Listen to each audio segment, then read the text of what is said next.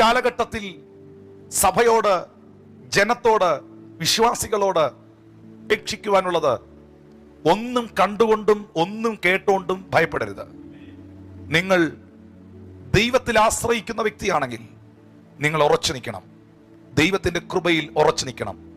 ഈ ലോകത്തിൽ നിലനിൽക്കുന്ന ഒരു നഗരമില്ലല്ലോ എന്ന് എബ്രായർക്കെഴുതിയ ലേഖനത്തിൽ പൗലോസ് പറയുമ്പോൾ, ഇവിടെ ഒന്നും നമുക്ക് ഉറപ്പുള്ളതായിട്ടില്ല.